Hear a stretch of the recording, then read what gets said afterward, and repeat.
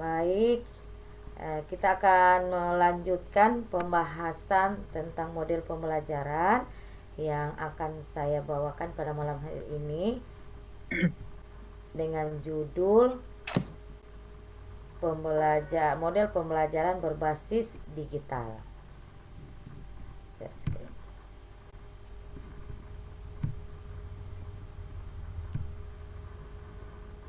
Oke. Baik. Model pembelajaran berbasis digital. Nah, namun sebelumnya kita akan membahas dulu apa sih model pembelajaran. Nah, model pembelajaran adalah kerangka kerja yang memberikan gambaran sistematis untuk melaksanakan pembelajaran agar membantu belajar siswa dalam tujuan tertentu yang ingin dicapai. Artinya, model pembelajaran merupakan gambaran umum namun tetap mengerucut pada tujuan khusus. Fungsi model pembelajaran. Fungsi model pembelajaran adalah sebagai pedoman dalam perancangan hingga pelaksanaan pembelajaran. Pernyataan tersebut sejalan dengan pendapat Trianto tahun 2015 halaman 53 yang mengungkapkan bahwa fungsi model pembelajaran adalah sebagai pedoman bagi perancang, pengajar, dan para guru dalam melaksanakan pembelajaran. Selanjutnya, jenis-jenis model pembelajaran. Nah, Information Processing Model atau model pemrosesan informasi. Model ini menekankan pada pengolahan informasi dalam otak sebagai aktivitas mental siswa. Model ini akan mengoptimalkan daya nalar dan daya pikir siswa melalui pemberian masalah yang disajikan oleh guru. Model selanjutnya adalah Social Interaction Model atau model interaksi sosial. Model menitik beratkan pada proses interaksi antara individu yang terjadi dalam kelompok. Model-model mengajar disetting dalam pembelajaran berkelompok. Model ini mengutamakan pengembangan kecakapan individu dalam berhubungan dengan orang lain. Model selanjutnya yang ketiga adalah model pribadi atau model personal. Model personal ini dimaksudkan adalah alat yang bisa digunakan untuk media penyampaian. Yang keempat adalah model perilaku. Pembelajaran harus memperhatikan perubahan pada perilaku si pembelajar ke arah yang sejalan dengan tujuan pembelajaran. Model pembelajaran digital.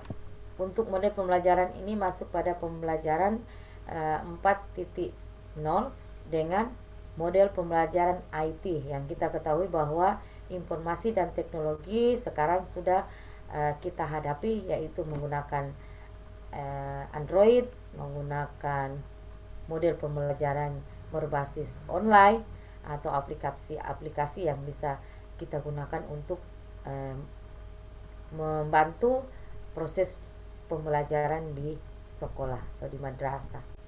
Nah, model-model pembelajaran yang lain diantaranya adalah discovery learning atau penemuan, inquiry learning atau penyelidikan, dan teaching vector atau pembelajaran berbasis industri. Oke, terima kasih. Jadi hanya sampai di sini penjelasan saya. Insya Allah nanti akan berkembang pada diskusi sebentar. Lebih dan kurangnya mohon maaf. Assalamualaikum warahmatullahi wabarakatuh. Dan selanjutnya saya serahkan kepada teman-teman untuk bisa menanggapi dan berbagi atau sharing tentang model pembelajaran yang sekarang ini kita laksanakan.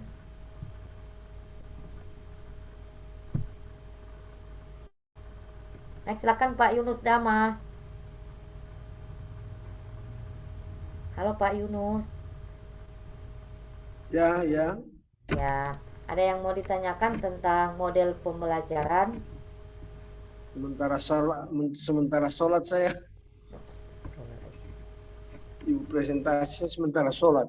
Oh, astagfirullah, minta maaf. Tidak masalah. Apa Model model pembelajaran berbasis digital. oh ya, ada pertanyaan yang saya mau tanyakan tentang model pertanyaan yang berbasis digital ini, yaitu tentu dia memiliki kekurangan dan kelebihannya.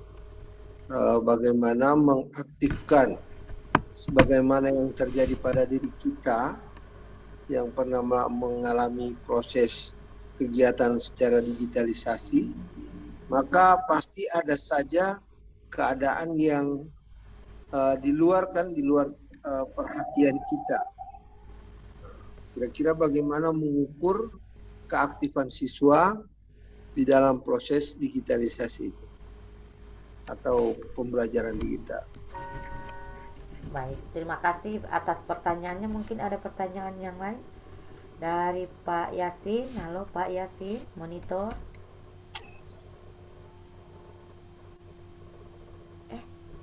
Pak Yasin baru dipanggil sudah terlempar. Pak Eko. Pak Ya, Eko, Ibu. Terima mudah-mudahan kasih. tidak terlempar lagi ya. Oh, halo, Assalamualaikum. Iya, waalaikumsalam warahmatullahi wabarakatuh. Ya, terima Udah kasih sisir atas dia. kesempatan yang diberikan. Materi Ibu mengenai model pembelajaran digital. Ya, Nah, saya ingin bertanya, seberapa besar pengaruh model pembelajaran digital terhadap pemahaman materi pada peserta didik? oke, terima Terima kasih kasih. atas pertanyaannya. Baik, langsung saya jawab pertanyaan dari Bapak Yunus Dama. Ya, pertanyaan bagaimana cara kita mengukur peserta didik mengetahui tentang pembelajaran yang berbasis digital ini. Nah, sekarang kita mengetahui kita sudah masuk dan hidup di era teknologi. Mau dengan tidak mau, suka dengan tidak suka, kita harus beradaptasi dengan teknologi. Tidak ada alasan apapun bahwa kita tidak tahu. Jadi kita harus belajar sesuai zaman. Nah, pada zaman teknologi ya kita harus mengikut untuk zaman teknologi. Nah, seberapa cara kita mengukur sebagai seorang guru, mengukur penguasaan teknologi bagi siswa. Nah, untuk pernyataan itu, sekarang fakta di lapangan bahwa ternyata yang paling banyak menguasai teknologi itu adalah peserta didik. Nah, mereka karena memang zaman mereka ini, zaman teknologi adalah zaman mereka. Nah, kita yang tidak terlahir, mungkin kita kan terlahir di zaman yang belum teknologi ya. Jadi mereka yang lebih paham dengan teknologi, dan itu fakta di lapangan. Ketika kita guru tidak menyesuaikan dan kita guru tidak langsung untuk eh, berusaha dan berupaya untuk bisa menyesuaikan dengan pengetahuan siswa terhadap teknologi, otomatis kita akan tertinggal, dan malah model pembelajaran digital yang kita berikan kepada siswa justru akan kembali kepada gurunya yang tidak mengetahui karena mungkin terlambat ya, seperti itu. Jadi untuk mengukur bahwa siswa itu mengetahui lebih dari digital ya, kita lihat saja pada saat kita proses pembelajaran. Kalau kita berbicara tentang YouTube, mereka lebih antusias dan lebih bersemangat untuk membuka YouTube itu. Kemudian kalau kita berbicara tentang Instagram, nah kalau sekarang istilah dari remaja bahwa kalau Instagram itu adalah uh, media sosial anak remaja. Kalau ibu-ibu katanya media sosialnya adalah di FB, Facebook, itu cocoknya katanya. Dan memang benar, termasuk saya sendiri. Kalau Instagram ini saya sudah hapus. Ya, saya tidak mau Instagram karena di situ terlalu banyak informasi yang menurut pribadi saya sendiri, karena kita masing-masing orang punya perbedaan untuk menguasai. Tapi saya untuk Instagram saya kuasai, cuma terlalu banyak gambar-gambar yang pokoknya gambarnya terlalu banyak kan, misalnya di posting gambar semua. Memang tidak bedanya dengan FB, tapi FB itu kan ada kapasitasnya untuk kalau kita memberikan gambar yang tidak ini kan langsung di itu, misalnya langsung ditutup bahwa video ini tidak pantas dilihat kan, seperti itu. Nah, jadi itu saya suka, maksudnya bagus seperti itu. Kalau di Instagram itu kayaknya semua itu bisa bisa hadir kan di situ itu. Kan banyak orang yang di penjara atau karena pe- hoax ya, penyampaian berita hoax itu kan paling banyak di Instagram. Ya kan seperti itu. Makanya Instagram itu saya sudah hapus. Tapi dari kaum remaja itu malah mereka itu eh, tren untuk di Instagram. Kalau katanya ibu-ibu adalah trennya itu di FB. Nah, jadi itu pertanyaan dari Pak Yunus tentang mengukur siswa untuk mengetahui digital, malah mereka yang lebih paham tentang digital itu. Kemudian yang pertanyaan kedua sih Pak Eko, seberapa besar digital ini bisa mempengaruhi dalam proses belajar? Dan itu sangat sangat sangat mempengaruhi, karena tadi saya sudah sampaikan bahwa kita sudah terlahir di eh, kita hidup, bukan terlahir, kita hidup di era teknologi.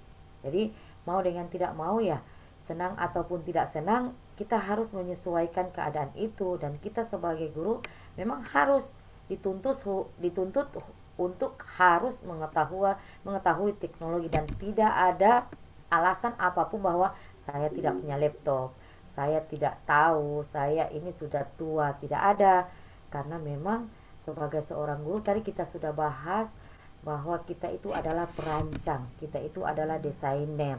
Sebagai desainer itu dia harus mencari model-model uh, model-model pembelajaran yang kita bisa sampaikan kepada peserta didik. Kalaupun model pembelajaran satu belum berhasil, maka kita akan mengganti. Kan seperti itu kalau desainer. Kalau misalnya tahun ini yang dia keluarkan adalah pakaian, misalnya tentang bajunya Sarini, nah, maka itu akan tren selama setahun. Setelah itu kan tidak ada lagi, ya kan? Dia harus mendesain kembali. Nah, seperti itu. Sebagai seorang guru kita harus bisa mendesain, merancang model pembelajaran sesuai kebutuhan dan kapasitas dalam proses pembelajaran. Misalnya kalau misalnya di daerah kita itu disiapkan, maksudnya atau jaringannya bagus, ya kita mungkin bisa gunakan model pembelajaran atau menggunakan aplikasi yang lain untuk pendukung. Tapi kalau misalnya di daerah itu selalu jaringannya hilang-hilang atau biasa juga lampunya padam, kita juga harus bisa menyesuaikan seperti itu. Dan jadi memang model pembelajaran itu punya kelebihan dan kekurangan, tinggal tergantung bagaimana cara guru untuk mendesain dan merancang model pembelajaran itu. Ya, barangkali hanya itu yang bisa saya sampaikan untuk pertanyaan dari Pak Yunus dan Pak Eko. Terima kasih, lebih dan kurangnya mohon maaf. Wassalamualaikum warahmatullahi wabarakatuh. Waalaikumsalam. Waalaikumsalam warahmatullahi wabarakatuh. Mungkin ada tambahan dari teman-teman sesuai pengalamannya, silakan. Sudah bisa presentasi? Ya baik, karena tidak ada lagi pertanyaan, maka untuk presentasi saya pada malam hari ini selesai, dan kita akan melanjutkan presentasi berikut oleh Bapak Rizky Dali Wah. Silakan. Baik, terima kasih Ibu.